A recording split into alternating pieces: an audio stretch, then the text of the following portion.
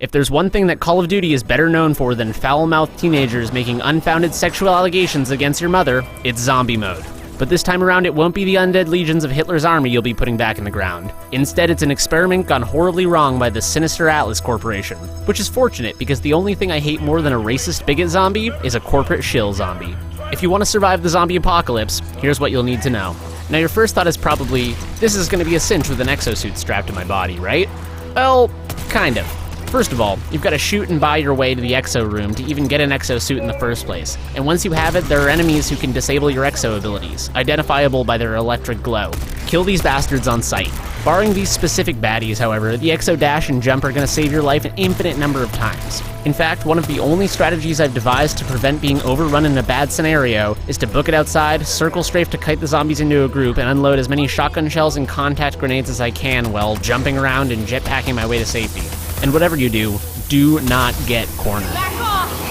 There's a handful of other special enemies you'll encounter as well, such as waves of dogs that occasionally pop up, and perhaps the most nefarious of all, those green cloud-emitting zombies that infect you, giving you 60 seconds to get to the decontamination center before you go blind and die at the same time, which is coincidentally my worst fear. Don't forget that the decontamination center has a cooldown too, so wait for your buddies to hop in before showering off.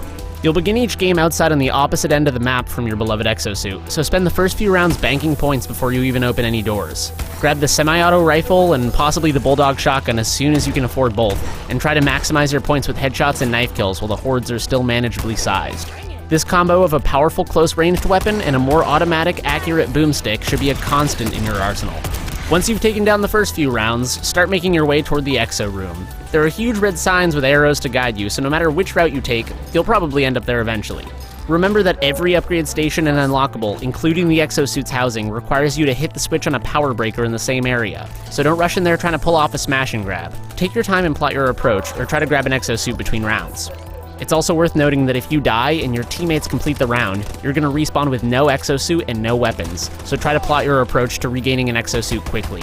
Once you're suited up, a variety of exo upgrade stations become available.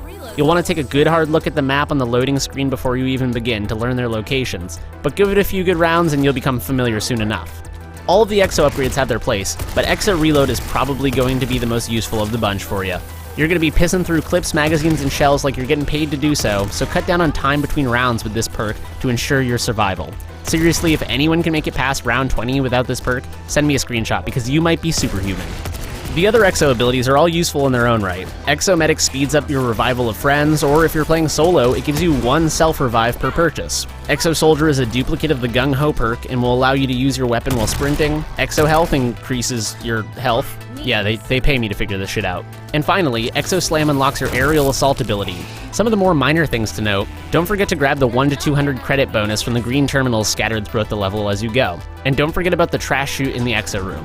I never really remembered to use it in any sort of a bad scenario, but it could save your life in a pinch. Also, the security system can be activated by a razor-shaped power-up or a variety of terminals, and will activate violently slamming doors, a series of floor lasers, and other traps. But watch yourself around these hazards because they can damage you too. Upgrading your grenades to contact grenades is insanely useful as you can just pop one into a crowd and clear a room without having to cook your explosives.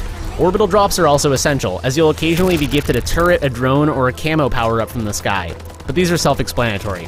Finally, and I promise you this is a biggie, leave 1 zombie alive at the end of every round if at all possible. This will give you the freedom to reload, buy new weapons, upgrade, purchase perks, regroup, and find a good position to hold off the next horde of zombies.